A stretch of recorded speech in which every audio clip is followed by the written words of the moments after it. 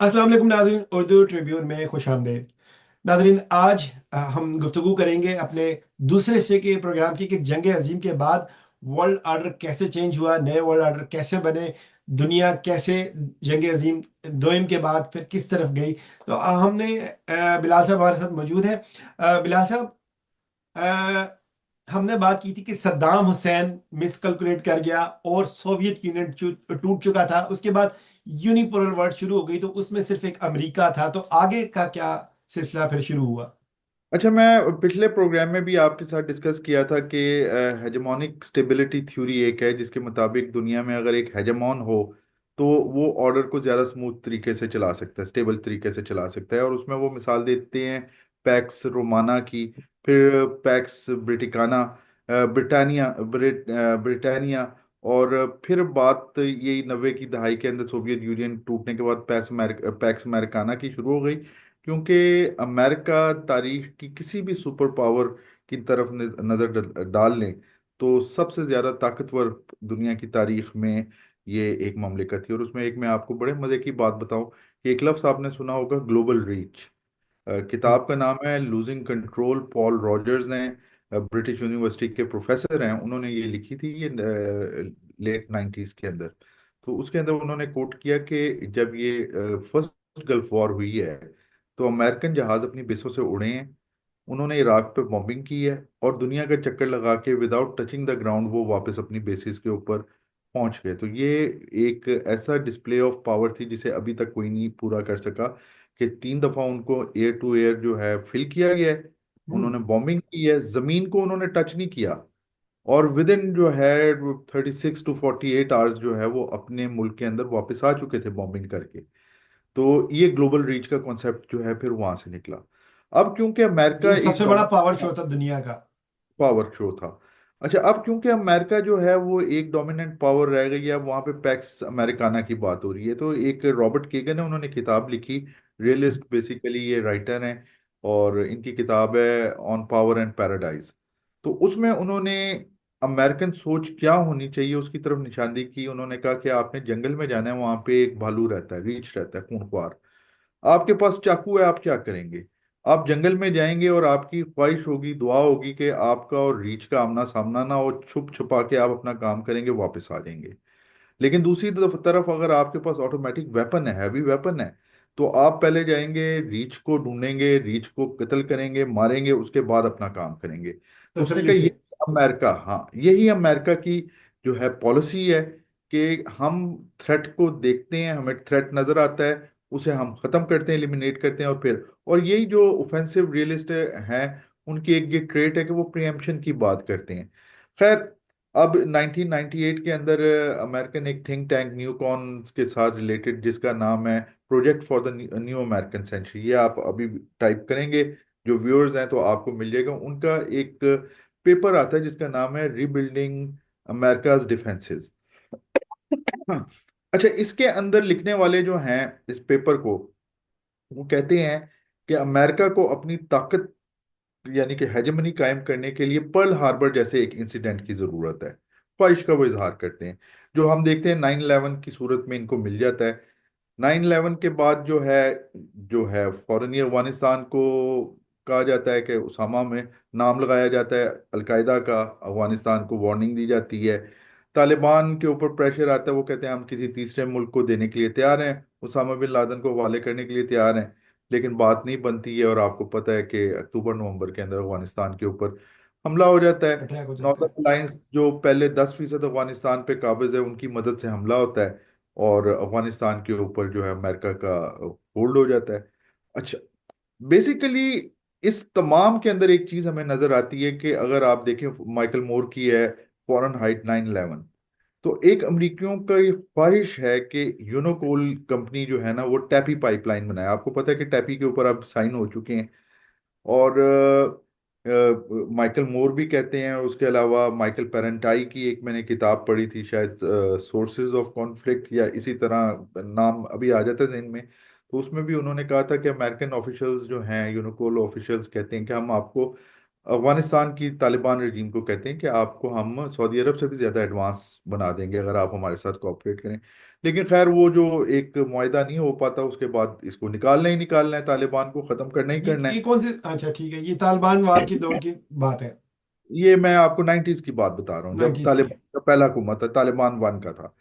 जी। खैर, अब क्योंकि पैक्स अमेरिकाना की तलाश तलाश है, 2003 में आपके सामने ही है कि एक फेक किस्म की इंटेलिजेंस रिपोर्ट के इराक के पास वेपन ऑफ मैस डिस्ट्रक्शन है, वेपन है, बिल्कुल। सदाम हुसैन को उड़ा दिया जाता है। अब फांसी सदाम दे दी हुसैन जाती को है। उड़ाने के बाद जो हम एक बहुत बड़ा चेंज देखते हैं ग्लोबल पॉलिटिक्स के अंदर, कि पहले पिछले प्रोग्राम में आपसे बात हुई कि मोनार्क्स हैं या अरब नेशनलिस्ट हैं या तीसरा इसराइल है, इसके अलावा बस इन यही तीन एक दूसरे के साथ लगे हुए हैं। अब क्या होता है कि जब इराक को पे कब्जा कर लेते हैं, उसके बाद दोबारा ऑर्डर के अंदर चेंज आनी शुरू हो जाती है। इस दफा जो चेंजेस आती हैं वो एथनिक प्लस रिलीजियस सेक्टेरियन बुनियादों पे आती है, और आपको पता है कि कितनी बुरी सेक्टेरियन वॉर हम लोगों ने देखी है 90s की, ये 2003 के बाद से, कि आपको नजर आने एक तरफ अहले तशी हैं और एक तरफ सुन्नी हैं, और दूसरी तरफ जो है अरब और कुर्द का भी मामला चल रहा है, और तीनों एक तरफ एक दूसरे के साथ लगे हुए हैं, और यही जरासीम फैल रहे हैं खित्ते के अंदर। और इस सब का फायदा हो शाम रहा है उसकी एक मिसाल है। शाम उसकी एक मिसाल है। इसराइल को इसका सबसे ज्यादा फायदा हो रहा है, क्योंकि फायदा होता है, बेनिफिशरी है। किसी की नजर उस तरफ नहीं है। अच्छा, फिर जो है छोटी मोटी झड़पें ये भी भी एक चल रही वर्ल्ड हैं। ऑर्डर का हिस्सा था, एथनिक। हाँ जी, ये उसको बनाया जा रहा है ना, एक स्टेज तैयार की जा रही है हेजेमनी कायम करने के लिए, कि आपस में लड़ेंगे। डिवाइड एंड रूल की तो खैर बहुत पुरानी है, आपको पता है कि ये यूरोपियंस की एक स्ट्रेटजी रही है। तो इन द मेन वाइल क्या होता है कि चाइना जो है वो भी ग्रो कर रहा है। अब अमेरिका ट्रिलियंस ऑफ डॉलर्स जो है अपनी उस हेजेमनी की जंग के अंदर अफगानिस्तान और यहाँ पे इराक के अंदर कर चुका है, और इसके अलावा सोमालिया का भी एक महाज खुल गया है। उसके अलावा जो है बाकी भी कई ऐसी जगह हैं जहाँ पे वॉर ऑन टेरर, फिलीपीन हो गया, वॉर ऑन टेरर के ऊपर अमेरिका का पैसा लग रहा है हेजेमनी के लिए, यानी कि असर तो बढ़ रहा है लेकिन पैसा भी खर्च हो रहा है। इन द मीन वाइल 2008-9 के अंदर ग्लोबल स्लम आता है। आपको याद होगा कि पिछले प्रोग्राम में भी मैंने कहा था कि मार्क्सिस्ट जो है फिलोसफर्स, मार्क्स ने कहा था कि एक इनहेरेंट जो है ना कैपिटलिज्म की एक खराबी है कि गाहे बगाहे इसको बुहरान सहने पड़ते हैं। ये इसके अंदर की एक ना बीमारी है, ये खराबी है। अब इस दफा क्या होता है कि अमेरिका ने क्योंकि अपना पैसा दुनिया में बहुत जगह पे लगा दिया हुआ है, तो अमेरिका नहीं आता आगे बेल आउट के लिए। तो इस दफा चाइना सामने आता है, चाइना लोगों इकोनॉमीज को बचाता है, और मामलात जो हैं वो बुहरान से निकल आते हैं। अब अमेरिका को ये एहसास है कि यहाँ पे ही आ चुका है। अच्छा, इन द मीन वाइल क्या होता है कि अमेरिकन हेजेमनी को चैलेंज शुरू हो जाता है ये नॉर्थ अमेरिकन कंट्रीज के अंदर। तो एक ये मेरी इंटरप्रिटेशन है, मे बी आपके व्यूअर्स इसके साथ एग्री करें या ना करें, कि एक स्टेटस quo है जिसके अंदर अब पोटेंशियल है कि वो फट जाए, क्योंकि अवाम जो है वो तंग आ गई है। तो एक जिस तरह प्रेशर कुकर होता है ना, आपने देखा होगा कि प्रेशर कुकर का वेट हटा दिया जाता है, उसकी गैस निकल जाती है, तो दोबारा जो है वो स्टेबल हो जाता है, आप उसे खोल सकते हैं। इसी तरीके से डीप्रेशराइज करने के लिए जो है ना अरब स्प्रिंग नाम की एक जो है तहरीक चलती है। और अगर आप देखें कि मिस्र के अंदर हुस्नी मुबारक को हटाया जाता है, और जो है मुर्सी को इक़्तिदार दिया जाता है, लेकिन विद इन फ्यू मंथ्स उसे उठा के दोबारा वही स्टेटस को बहाल हो जाता है, यानी कि जनरल सीसी जो है वहां पे आके बैठ जाते हैं। इसी तरह आप पूरे इलाकों में देख लें, जहां पे अपनी मर्जी की नहीं आती वहां पे आग लगा दी जाती है। जिस तरह हम कजाफी के मरने के बाद जो है उसके कत्ल के बाद हम देखते हैं कि मिस्र जो कि एक ऐसा मुल्क था जहाँ पे आप शादी करते थे तो आपको हुकूमत घर बना के देती थी, पैसे आपको देती थी, और ऐसी ऐसी बातें थी जो आप और मैं सोच ही नहीं सकते कि दुनिया में होता था, लेकिन कजाफी कर रहा था। कजाफी को हटा दिया जाता है आज, वही जो है लिबिया, उसकी क्या सिचुएशन है आप मुझसे बेहतर जानते हैं। दूसरी तरफ जब ये अरब स्प्रिंग आती है आपके जजीरतुल अरब की तरफ, तो यानी कि नॉर्थ अफ्रीका से अब इस साइड पे आती है, तो हम देखते हैं कि मिस्र के ये सॉरी शाम के अंदर तो इसको मिलती है, लेकिन बहरीन के अंदर सख्ती से दबा दी जाती है।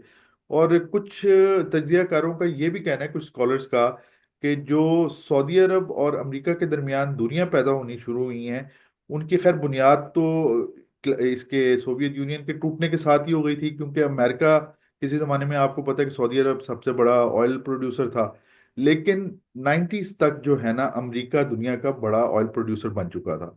हम्म, तो अब उनको डिपेंडेंसी नहीं थी उनकी सऊदी अरब के ऊपर, इसलिए हमने देखा कभी टेररिज्म के नाम पे, कभी एक रेडिकलिज्म के नाम पे। 90s में अगर आपको याद हो तो फंडामेंटलिज्म का बड़ा नाम चल पड़ा था, तो फंडामेंटलिज्म के नाम पे सऊदी अरब को स्नब करना शुरू कर दिया।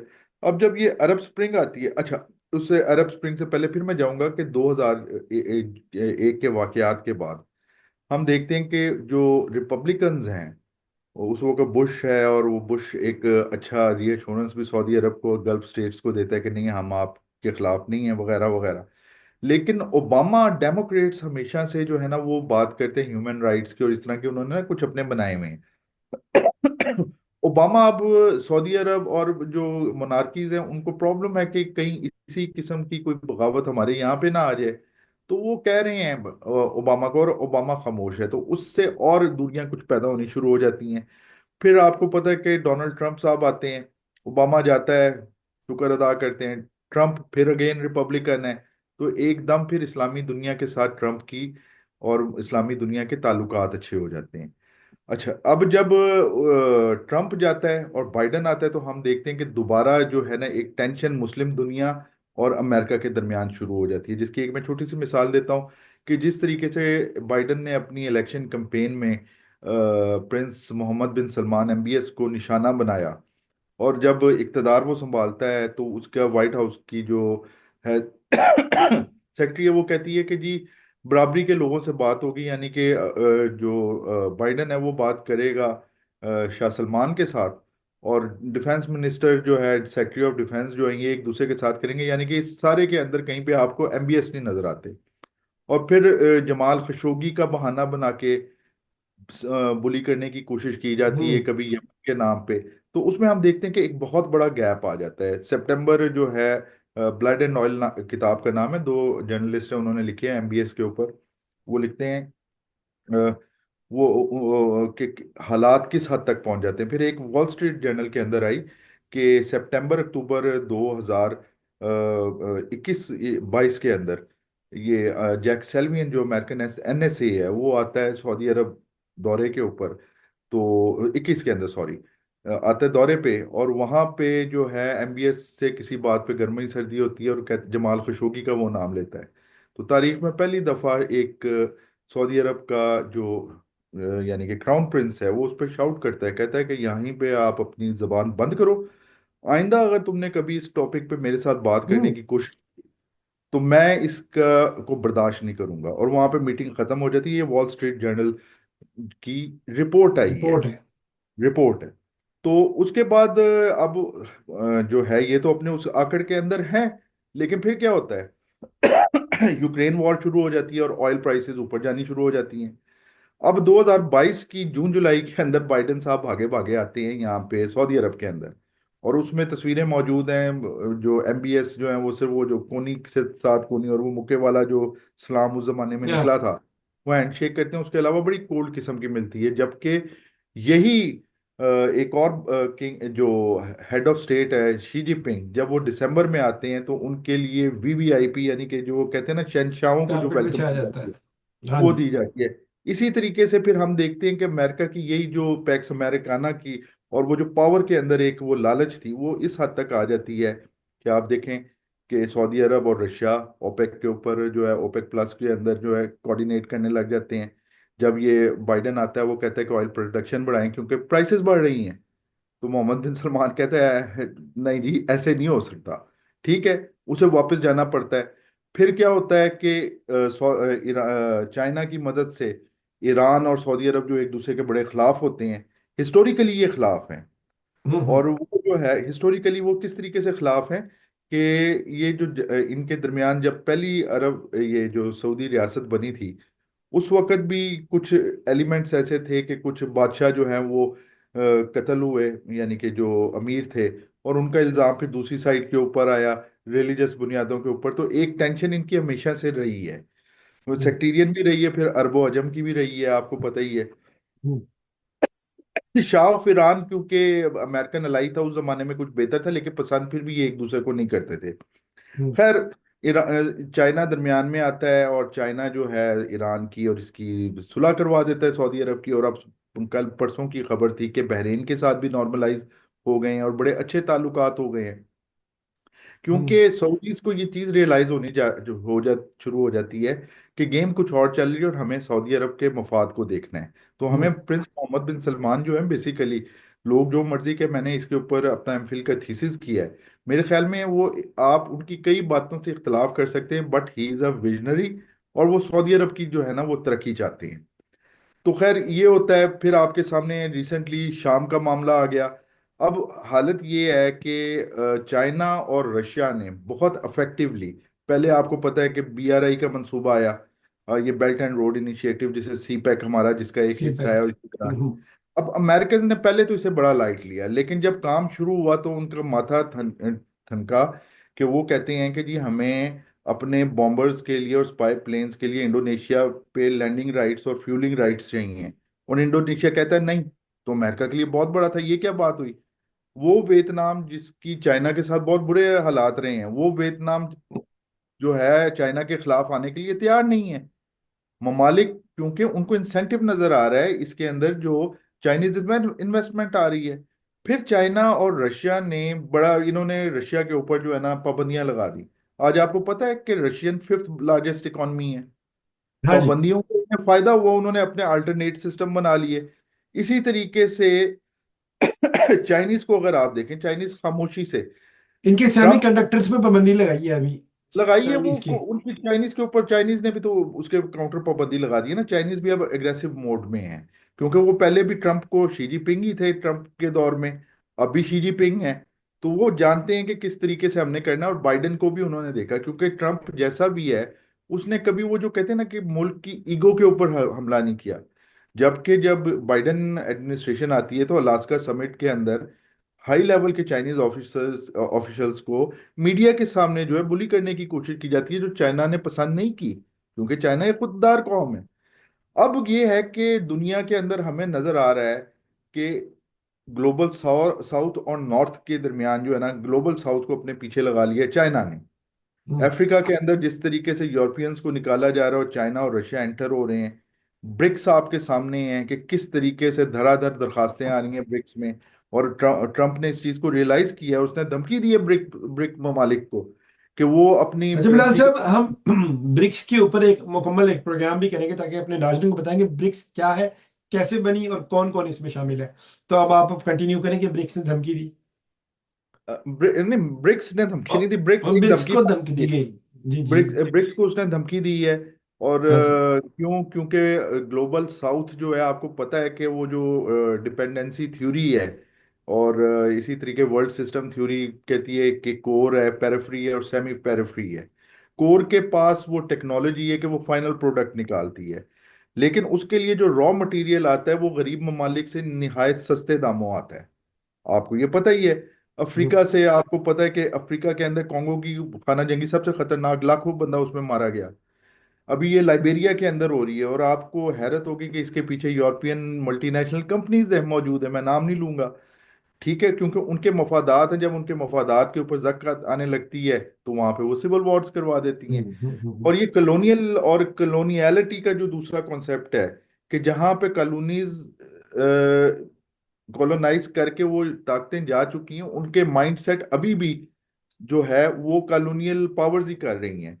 क्योंकि हम्म। जो कोर है, मैंने आपको बताया कि ये डेवलप्ड है, इनके पास रिसोर्सेज है। फिर है सेमी पेरिफेरी है। सेमी पेरिफेरी को इन्होंने दूसरे दर्जे पे रखा हुआ है ताकि उनके जरिए ये काम करवाएं। और पेरिफेरी वो गरीब लोग हैं जो अपना खून पसीना बेचते हैं। आप देखें ना इस वक्त जो सिस्टम, आपने वो सुना होगा WTO का सिस्टम सुना होगा, और उस पे आपने जो है वर्ल्ड ट्रेड ऑर्गेनाइजेशन, इन्होंने एक ISO फ्लान 2000 या जो भी है वो एक सिस्टम बना दिया। अब आप हम्म। देखें कि आपको एक्सप्लॉइट किस तरह किया जाता है। नेस्ले कहाँ की कंपनी है? इसराइली। ने, आप यूरोप का कह लो, रजिस्टर तो उधर ही है ना। यूरोपियन कंपनी है, ठीक है। आपका दूध वाला 100 रुपए का दूध बेचता है, उसके ऊपर पाबंदी लग जाती है क्योंकि उसके पास वो रिसोर्सेज नहीं कि वो उस स्टैंडर्ड पे ला सके। नेस्ले वाले उससे 100 रुपए का ही खरीद के 1 किलो दूध और एक जो पाव का जो पैकेट है उसको 100 रुपए का बेचते हैं, यानी कि जो 100 रुपए का दूध लिया उन्होंने उसके 400 रुपए कमा रहे हैं। तो ये क्या, ये एक्सप्लॉयटेशन नहीं है? अच्छा इस्तेसाल बिलाल नहीं है? साहब, ये यूरोप में नहीं बिक रहा है, ये एशिया में ही बिक रहा है नेस्ले का दूध। है, हर जगह पे बिक रहा है। और लोग उस साइड पे पैसे खर्च कर रहे हैं, लेकिन टॉक अबाउट जो सही प्रोड्यूसर है, जो उस जानवर की खिदमत कर रहा है, जो जानवर को खिला पिला रहा है, उसके पास वो प्रॉफिट नहीं है। ये बिल्कुल लोग जो ऐसा। है के पास, क्योंकि मीन ऑफ प्रोडक्शन है, ये उसके अंदर बिल्कुल। कमा के, तो अब क्या हुआ, इस चीज को देखते हुए जो है ना, ग्लोबल साउथ जो है, अब वो चाइना और रशिया की आवाज पे लबैक कह रहा है। और अभी जो आप थोड़ी देर पहले बात कर रहे थे, तो उसकी तरफ अगर इजाजत दें तो मैं हिंट दे दूं कि आपने बात की कि नेशनलिज्म जो है वो क्यों फैल रहा है। हम्म। ठीक है। इस पे हम क्योंकि ना मुकम्मल एक प्रोग्राम करेंगे क्योंकि हमारे पास वक्त की बहुत कमी है। मैं एक सवाल आपसे करना चाहूंगा कि इसके साथ ही हम वाइंड अप करें, क्योंकि या तो हम अगले पार्ट में लेके जा सकते हैं। जो चाइना ने ग्लोबल फाइनेंशियल बिल का जो बेल आउट पैकेज दिया था, उसकी क्या रीजन थी? उसकी रीजंस ये थी कि देखिए, चाइना है इस वक्त, आपको पता है कि गालबन सबसे, 2009 की बात है ये। हाँ जी, प्रोड्यूसर कौन है, चाइना की अपनी इकोनॉमी के ऊपर असर पड़ रहा था। अब चाइना वो कम्युनिस्ट चाइना नहीं है जो आपको जो है एटीज में नजर आता था। चाइना ने ग्रेजुअली अपने जो आउटलुक जो है वो कैपिटलिज्म की तरफ कर ली है। ठीक है। हम्म। ऑल दो अभी भी डोमिनेंट फोर्स वन पार्टी जो है वो चाइनीज कम्युनिस्ट पार्टी है। लेकिन अगर आप देखें कि रिफॉर्म्स जो हैं दे आर प्रैग्मेटिक, यानी कि वक्त की नज़ाकतों को समझते हुए वो फैसला करते हैं। अगर दुनिया की मीशत खराब हो रही है यार, आपकी मीशत खराब हो रही है और मैं सबसे बड़ा प्रोड्यूसर हूं, तो नुकसान किसे हो रहा है? तो इसके साथ ही मोहम्मद जुनैर को इजाजत दीजिए। अल्लाह हाफिज।